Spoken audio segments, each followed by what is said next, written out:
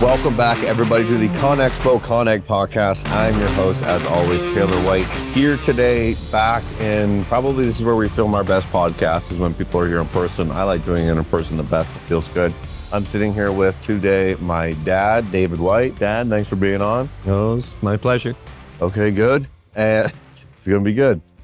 Before we get into the podcast, I want to remind everybody that registration is live, baby, for CONEXPO-CON 2026. March 3rd to the 7th, there's over 2,000 exhibitors and over 3 million square feet of just some of the coolest stuff in the construction industry and industries evolving around it. Make sure you use the code podcast30 for purchasing your tickets for 30% off right now. The offer is only valid through December 5th. So grab your crew, mark your calendar, and we'll see you at the show. Thank you, everybody, for tuning in today. This podcast is brought to you by John Deere Power Systems. Shout out John Deere Power Systems for being an awesome sponsor of it. I have some Spark Notes with me today. So Dad and me did a podcast a little while ago, and it was a great time, and we talked about some stuff, but I'm like, you know what? I don't want to repeat everything. I want to, start fresh. So first question would be, Dad, how much money do you make after taxes? No. $200. I think starting off, I wanted to ask Dad about, we talked on the last one about how it came from him, from grandpa to him and stuff like that. And I think what would be really interesting is just figuring out, I would like to hear your perspective on the business now. And I would like to hear about your perspective on how things are now with me in the business as well, and everything else that we have going on. I want to get into that later because we have other businesses together as well too. But what do you think that I've done differently that impresses or doesn't impress you? So what stuff do I do that makes you go nice, and what stuff do I do that makes you shake your head? You're very aggressive. Okay, but are you saying that impressive or shake your head? No, impressive. Okay, so you like that aggressive because you're aggressive in meeting people, making things happen. You're not afraid to go out and put yourself out there and chase the chase. Okay, that's cool. And what would be something that is, Well, something that worries me about you? Yeah. The only thing that it's to slow you up because there seems to be no fear, which it's good, but it's bad. Yeah, we talked about that at a lunch the other day. We met one of the new finance guys for our local cat dealer, Tormont Cat, and we were sitting down talking. And Dad at one point was like, "Oh, I have the fear of failure," and I kind of stopped the conversation, and I was like, "Well, I find that an interesting topic because I don't have the fear of failure." Yeah, that's what I'm talking about, because it's like I don't want to fail. And I don't want to be part. Why? Because I worked too hard. My father's worked too hard. That's in me, though, that I don't want to say, you know what, I failed on this. Mm-hmm. Because I was... Yeah, but why? That to me is why. I get that you've worked hard. Everybody works hard. The next guy down the road, maybe he worked even more harder. Who knows? Failure is not an option in my... Yeah, okay. I just don't want failure. Agree on that. But you're scared of the failure. Failure is not an option in my brain, which is why I keep pushing. It's not even in my head, but if I do fail, I don't care. I don't know. I care. I just care. I'm not sure why, but I do care what people will think. Yeah, it's an ego thing. Yes, I guess. Yes. Yeah. I've always said, we could buy as much machinery tomorrow, and if we couldn't make the payments on it and they had to come pick it all up, I don't give a Yeah, when it bothers me when I'm not able to do that to fulfill something that I committed to. And I'm not saying that you're not, it wouldn't bother you, because I think it would bother you. I just don't think you've experienced that. I've went through some times where I've had to call people to say, I can't make payments on something. Yeah. What can we do? Fair enough. But I feel but we've also, I've gotten the business to a point where it's everybody else this year is around us that we talk to is having a year, but we're not having a year.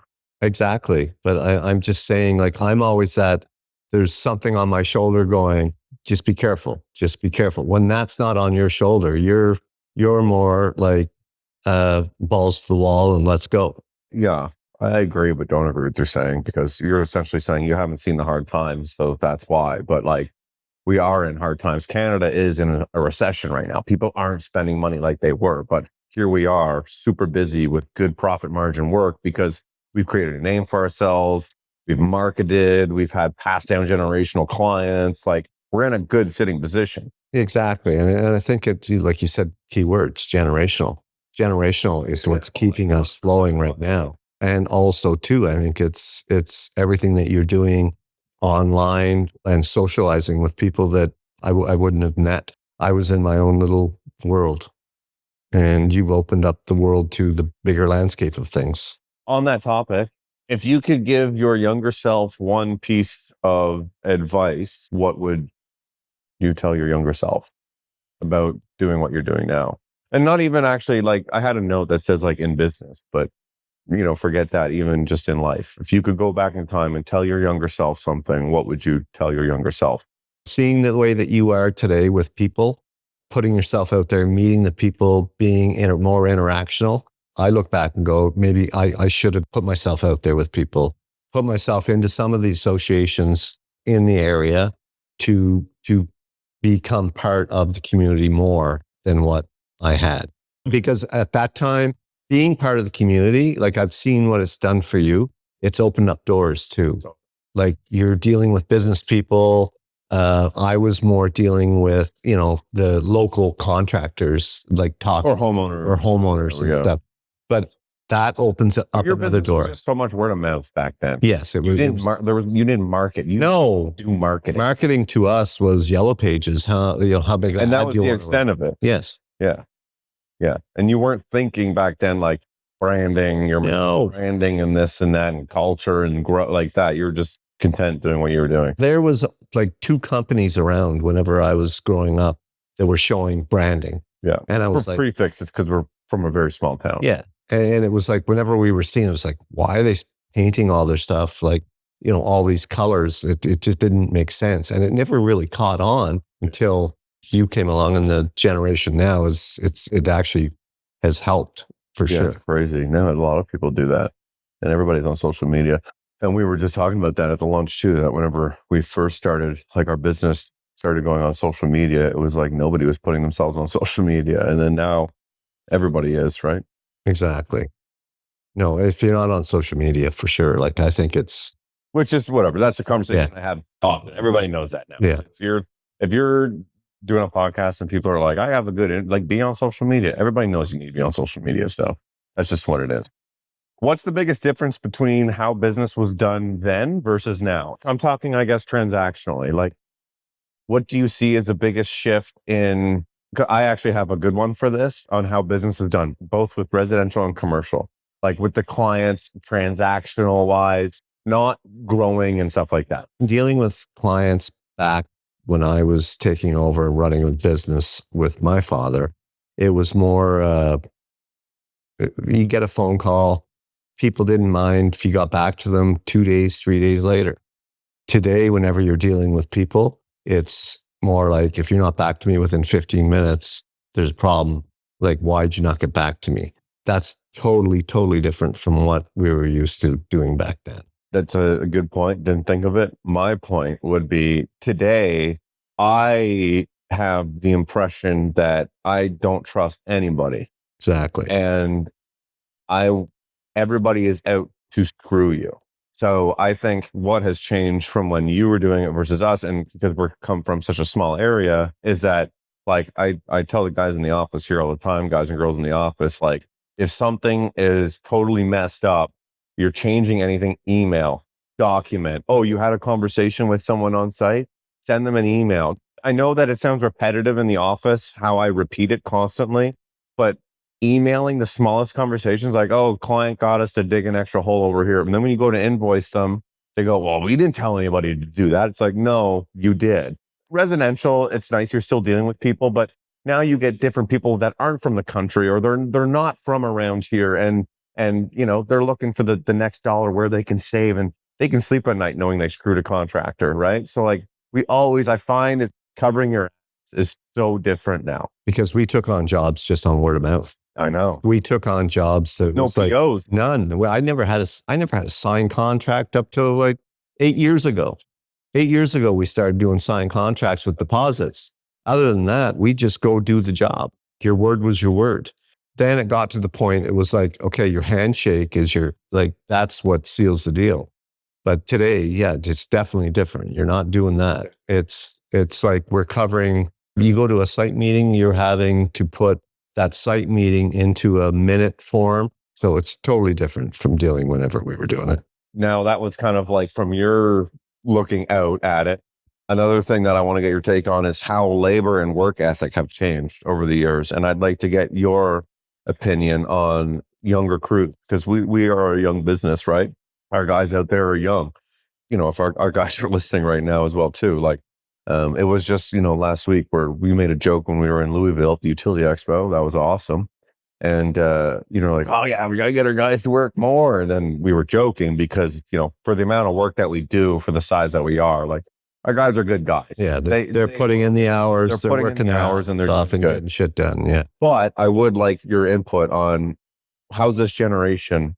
What do you think about it? Well, I think when I was growing up getting into the business, we'd start at like 7 a.m. and we worked till 6, 7 at night, and nobody was like, okay, it's 4 o'clock, 5 o'clock, let's wind it down. It's like, we just worked till whenever we had to do it. Today, I find it's hard. And on Saturdays and even Sundays, we worked. We did what we did on the weekends to keep things going. And nobody ever complained and said, very rarely you'd say, you know what, I got to work Saturday. And they'd go, I can't make it. They would work Saturday. Today's generation, I find it's totally different as far as, I don't know if they're paying more attention to family-oriented stuff than my generation did, but they want to be home at 6 o'clock, work from your 7 a.m. till 5, and then I'm done. And on the weekends, whenever you go to ask for something, it's hard. Is that good or bad? I think, well, is it good or bad? Exactly. That's the big question. With me, because I missed out on a lot of stuff doing. What I'm saying. So like, okay, work-life balance is better now in days. So what's worse? I mean, I look at our books also too. And I mean, we started in 68. We're having our biggest, we've most amount of money years and stuff like that. So it's like, okay, well, what is the right way and wrong? No, I know. And that's what I mean. It's like, who's right and who's wrong? Like, because like you say, we're getting work done. We're keeping the clients happy. Our business is growing.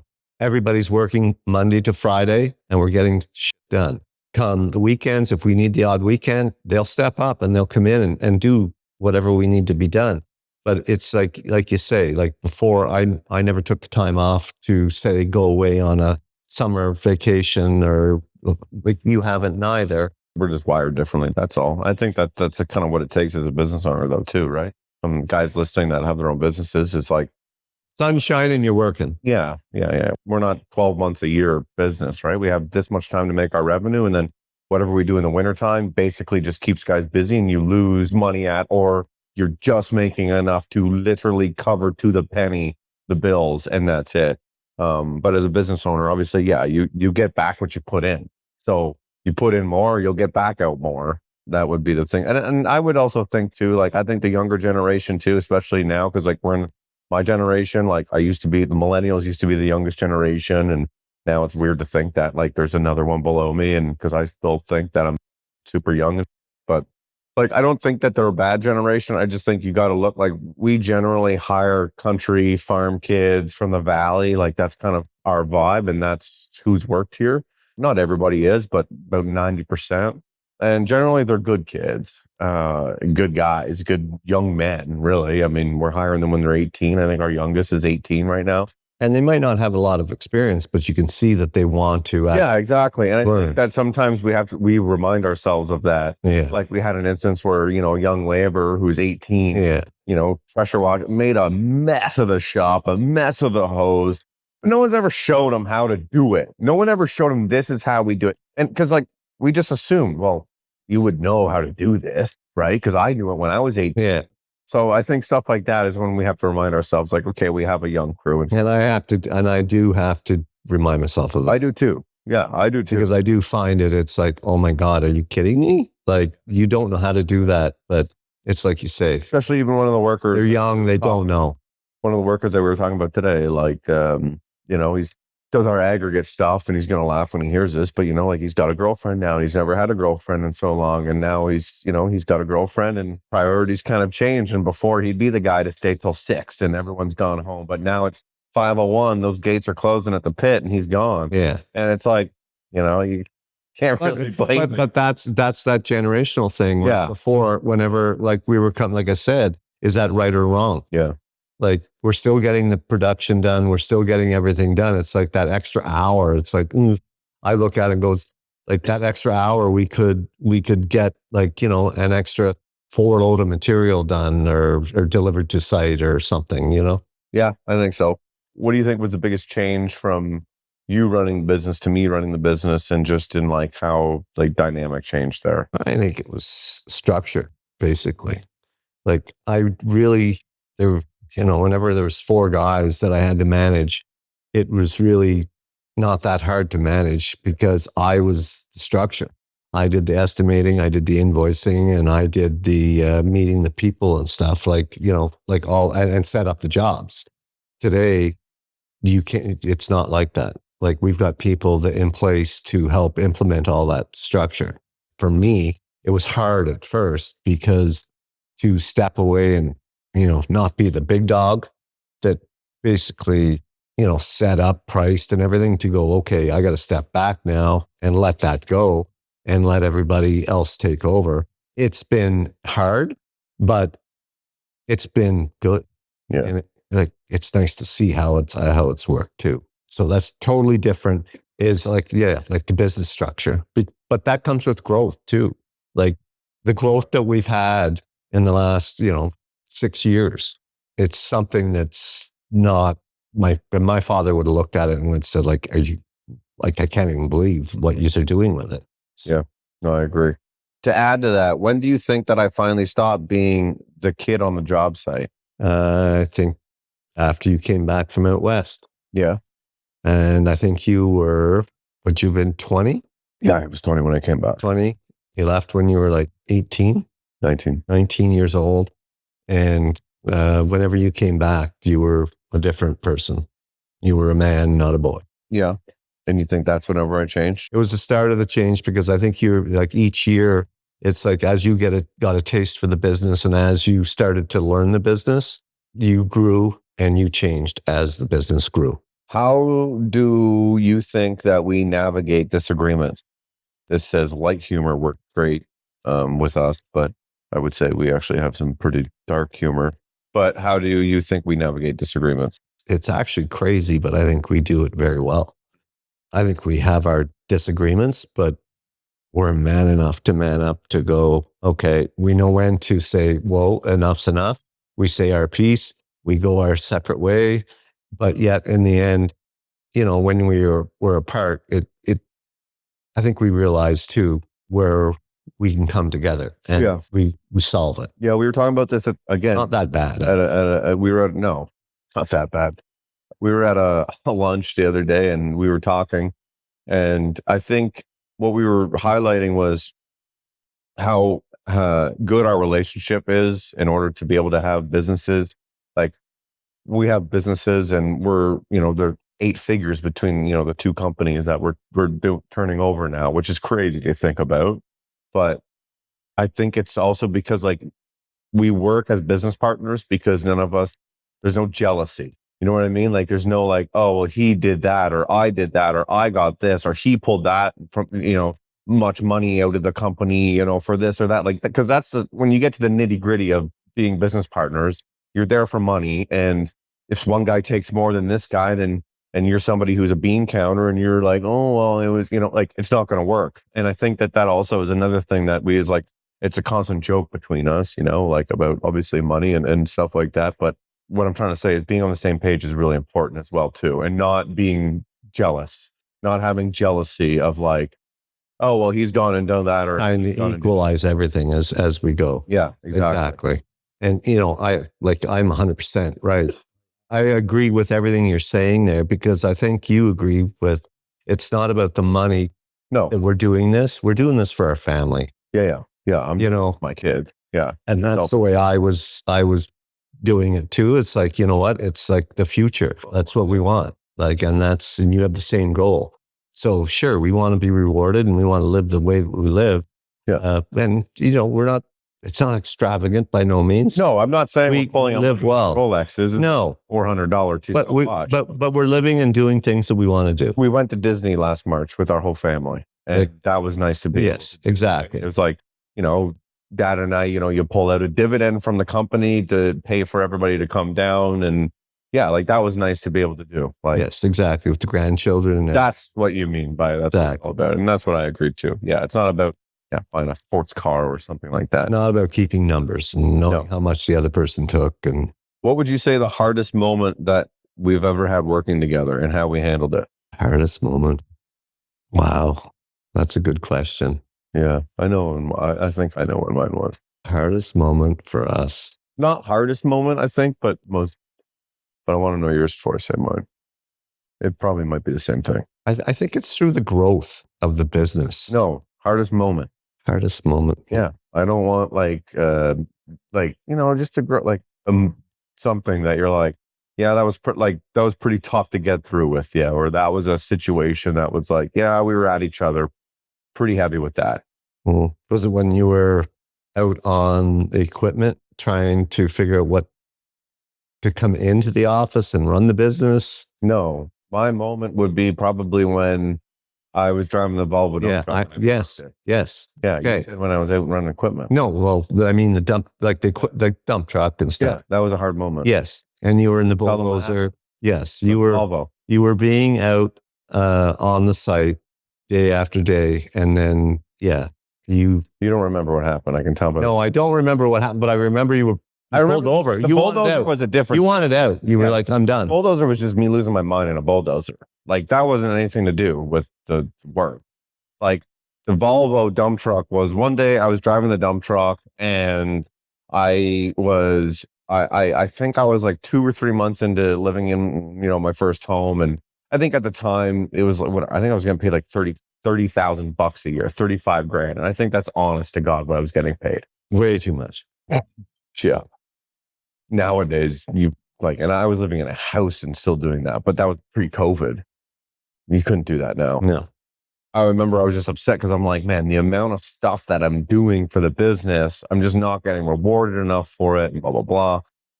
I had a dump truck load full of topsoil because I was selling a crap ton of soil. We were starting the soil business. Yeah, I was starting the soil business. And I was driving the Volvo and I'd have my AirPods and my notepad and I'd be trying to shift gears driving a pad and I'd be shifting, writing stuff down and talking to clients. And I pulled into Dad's office and with the dump truck and I hit the air brakes. And I remember walking into his office and just being like, look, like this is what I want and this is what I'm doing or else I'm out of here. And you're like, oh, you're crazy. Like that, you're not doing that. Like you're not getting that. So then I called Jill. And I said, well, then the truck's sitting parked there. And I called Jill. Came and picked you up. Yes. She's like, what the heck's going on? And I'm like, I'm quitting the business. I'm leaving the family business. I'm going to start my own thing. She's like, okay, like I'll come pick you up and we'll go home. So I picked her up and she picked me up. And then I think it was like, I don't know. I think it sat for a whole other day. And both of us kind of stayed quiet. And then I wrote down on a sheet of paper what I was thinking and everything. And then I think you were finally like, okay, like we got to sit down and talk about this. We got to work it out. And then we came to an agreement somewhere. But for me, I remember the day that you actually pulled in and you jammed the brakes on. Yeah. Yeah. And you were like, okay, you know what? Yeah, I'm done. I think now like that just came out of frustration because I was heavily underpaid, which like being the boss's son. And like, now I get it. Like I'll do the same to my kids, but like people think like, oh, you would get paid crazy because you're but it's the opposite, right? Like you're underpaid and I was underpaid, but I think looking back on it now, I was just frustrated because I'm like, I knew how much energy I had. You wanted to grow. I wanted to grow the business. You're driving a truck. That I'm money driven and I knew that there was so much potential and money to be made, but yet I was still living like I had nothing because I didn't in the business. We weren't doing what we were doing today. And that's where the frustration came out of, was just like, I know there's potential here, but I can't do it. So I'm either doing it here or I'm going out on my own and doing it. But you know what, though? I think if you look back at it too, that's part of the plan. It's part of you being pushed to the limit. Yeah. That you step up and it's like, okay, well then show me what you can do. Oh, I don't think you know it like that. But No, but that's the way it all works out. Yeah. Right. Like if it was easy, well then that push wouldn't have happened. Right. So I think it all works out. Yeah, I would agree. How would you say family values influence the company culture? Oh, I think it's all about family values, the company, the people that work for us. We care about, what they're doing, what their life is like.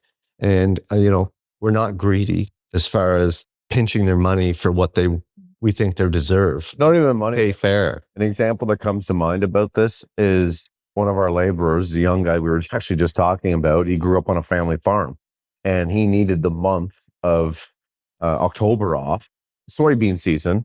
He needed harvest season off to help on the family farm because his parents needed the help to get the crop off for their family, family legacy, their farm. Maybe another business would be like, no, like you're not taking a month off work in their busy season. But like, although it's tough and it sucked, we were like, well, yeah. My first thing that comes to my mind is like, well, yeah, he's got to do it. Like he's got to do it. So I think that's where it influences. Cause like, I think of like my son, if he was working somewhere else and I needed him, I would hope that his boss would be like, of course, your dad needs you. Like it's family business. But that's the change in generation. Yeah. Because that was never like that whenever I was growing up. And Really? people that worked for us in the business, You wouldn't have let somebody go and work on their family farm? you're either in or you're out. Yeah. And today it's more I flexible. don't agree with that. I think that, No, but that's the way it was. no, I don't. I think you're wrong. No, I'm not. To work on a family farm? Like, No. I think that's like classic. All the farms. Well, that was a always- part-time worker then at that time. It wasn't Yeah, it wasn't okay. a full-time Well, guy. okay, but no, I disagree. And then, okay, but take deer season. Look at our schedule during deer season week. You and I are both gone. We got 5 other guys gone, and who's left is like, Yeah, but that don't make up full crew. But you know what? That's whenever But that's what I'm saying. You always they did were that. always like We that. always shut down. Yes, they'd shut down like this. The companies would shut down for that season. Yeah. But that's different than But that's one going thing. home to work on a farm. Yeah, for sure. And we, at the end of the day, could say nobody gets it off, but we go deer hunting. Yes, But I think that relates to the question well, because it's like family values. Like we know that we want to take the time off to go deer hunting because it's like, that's just like the Ontario Valley culture, right? To take the first week in November off to go rifle hunting. And I think that's how it translates into the business is we understand that week is going to be totally messed up. I don't think we've ever went and said, somebody that needs some time off for family. I don't think we've ever something. never said no. We've never said no. And you know what? It's like, that's not what we're about. Like if you come work with us, you're part of the family. We get it. We understand it and we'll work around it. Yeah. So one person being off or 2 people being off in a day is not going to change anything. Yeah. Where do you draw the line? Where do we draw the line between work and family? That's a very good question. Because I know my answer. There is no line. yeah, like as far as like the personal part of life, I don't need to know the personal part. I think that's the whole thing. What do you mean? I don't need to know details of the people that work for me, their family. Is that what you mean? No, us. Where do we draw the line between work and family? Oh, you and me? Yes, Oh, Jesus. not our guys. Oh, I thought you were talking about. No, Employees. I don't need to know if they're having an argument or like they're what's going on. Yeah, Like, no. if they're having a bad day, like, okay, we'll pick up your slack. It's all good. But like, no, between us. Where do we draw the line? Where do we draw the line? That's why I said, I know my answer. There is no line. No, like we're, is it good or is it bad? Like we're almost 24/7. Yeah, no, Like, I don't. when it's we probably talk- not good. When we talk, I know, but is it or isn't it? Yeah, I look Because at what we we're sit doing. and we shoot the shit and we'll go and we'll have Thanksgiving, which we just had. And we're joking around about stuff, but we're not talking about business all the time, but business stuff does come in. Yeah, of And- course. but it's We make not. jokes about it. Yeah, we make jokes about it, but it's not like it consumes us. It's just part of us. Like, Yeah. the Well, way I we think are. when you have a family business, and if you're like, oh yeah, we shut it down, we don't talk, we don't do this, it's like, I think that's probably a lie, because like everybody that's surrounded by you is benefiting from or is a subject of the family business. Yeah. You know what I mean? Like, I grew up, mom worked in the family business. My wife works in the Yeah. family business. Mom still works in the family Yeah. business. Like, everybody's life is just our business. So So there's kind of no hard real to develop. switch. Yes. That's what I was thinking Yeah. too. It's like there is no line. No. I have another question. What does legacy mean to you now that the company is in its third generation? Oh, geez. Legacy. Legacy to me is making my father proud. Okay. Basically, like, like I like to be able to start and finish and hand off to you what my father gave to me as an opportunity. And then now I'm giving, like, we would be giving you the opportunity to move to your family. Mm-hmm. That's legacy to me. Yeah. And, being able to Passing on the family business and being able to live a nice life. Yeah, no, I would agree. I think it's not just financial, but it's like personal and community based as well too. And to be known as a good person. Yeah. Like, I don't want to be known as, About that with you, but yeah. but I don't want to be known as the grumpy old, grumpy old guy that was around here for years and, oh, he passed on. And you know what I mean? Like, Yeah. I want a legacy of like, oh yeah, he was the guy at the end of the office and I could always go talk to him. That's my legacy. Yeah. And my family's happy. You need to start smiling more then. Legacy for me, like, I'm still young. So I think about, like, I know how someone would like paint the picture of what my life was and what I've accomplished. And I think that it would be pretty cool. And that's why I kind of, I guess, like, film everything, because I think like being able to go back and my like kids and then their kids going back and watching footage of me from 2016 to now of like growing the business and blonde hair, pushing snow, to what we're doing now, building buildings in Ottawa, like, kind of crazy. So I think like that's my legacy is kind of writing itself. But I think legacy with the business, with Kenway Construction specifically, is like doing stuff. And that's why I like doing legacy projects, small thing that is such as signing on the Storybook Farm at the fairground, getting our name on one of the actual barns that can be there forever. Like, I've always wanted that, right? Like, you have the other people that have their barns, and I want that, right? I want it to be like right now it's still the Storybook Farm, but 20 years from now, people just say, well, the Ken White barn, right? They say the argue pavilion, Yeah. right? That they don't name it like, heavy horse, whatever, that sort of stuff. And then even on a larger scale, like what we did 3 years ago now, starting the Ken White Foundation for students pursuing the trades, $10,000 a year donation at West Carleton Secondary School. Like, I think that carries on the legacy of even grandpa. So I think, like, if you're in a family business, no matter what, you can still continue on the legacy of your family business and of even grandpa. Yeah. But doing it in a way that benefits your business, but benefits the legacy of your family and your last name. Like, I want the White last name, like, I like when you pick up the phone and they're like, oh yeah, it's like, oh, those Whites, like it.